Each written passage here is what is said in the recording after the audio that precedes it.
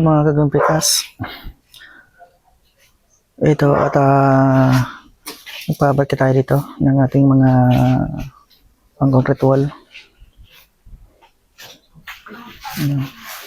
Ito yung bagong gawa natin mga kagampikas. Tinakpan ng papel at gagawa ng panibago. Yan. Mga kagampikas. So, yung ginawa hapon, ayan o. Ito yung mga nasa ilalim na ginawa. Ayan.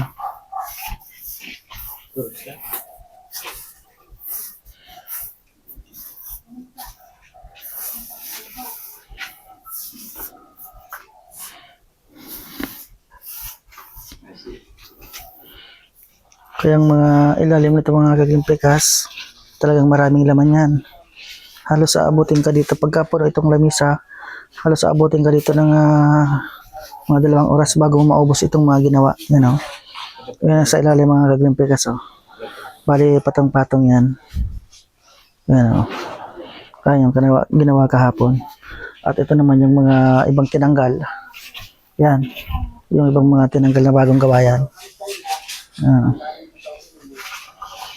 Kaya tinatanggal itong mga kaglimpikas kasi gagawa naman ng panibagong fabricate dito.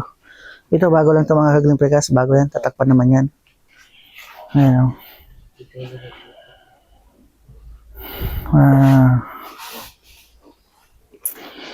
Napakalalapad ng ating mga ginagawa. 50 cm yan mga kaglimpikas, tapos ang haba natin yan ay 2 meters. 2 meter ang haba niyan. Ayan.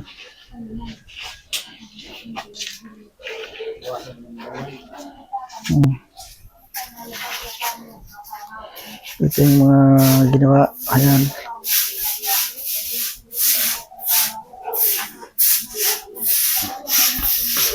Bali mamaya mga kaglimpikas, uwi na naman ang kaglimpikas natin ito. Balik naman tayo sa Monday. Pahinga tayo ng isang araw. Ayan. Tapusin lang natin yung isang project natin kay engineer dito sa Santa Lucia at punta na tayo pa sa mag-layout na tayo ng mga fabricate natin na belt and precast. Ayan.